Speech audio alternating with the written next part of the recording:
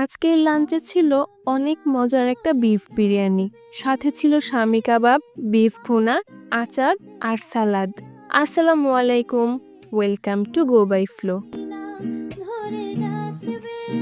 শুক্রবার মানেই তো আমাদের ছোটখাটো একটা ঈদ, তো কিছু তো স্পেশাল ডিশ খেতেই হবে। গতকালকে আম্মুকে বলে রেখেছিলাম আজকে যেন গরুর মাংস দিয়ে বিরিয়ানি রান্না করে। আমাদের ফ্যামিলিতে আমার আম্মু আর আমার ছোট খালামুনির হাতের বিরিয়ানি সবচাইতে মজা হয়, এটা সবাই জানে। তাই বাড়ির যে কোনো অনুষ্ঠানে এদের দুজনকে দিয়েই বিরিয়ানি রান্না করা হয়। এই ভালোবাসা তোমাকে পেতে চাই। আজকের বিরিয়ানিটাও অনেক বেশি মজা হয়েছিল, দেখতে যেমন লোভনীয়, খেতেও কিন্তু দারুণ টেস্টি ছিল। আর বিরিয়ানিতে আলু জিনিসটা আমার এত ভালো লাগে কি বলবো।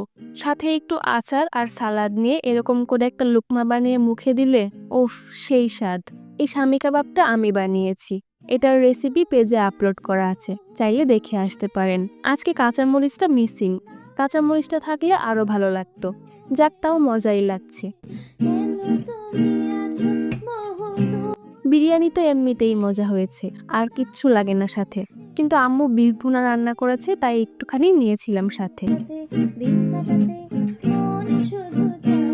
বাইরে যত নামি দামি রেস্টুরেন্টেই খাই না কেন, আমার কাছে আমার আম্মুর হাতের রান্না একদম সবচাইতে সেরা লাগে।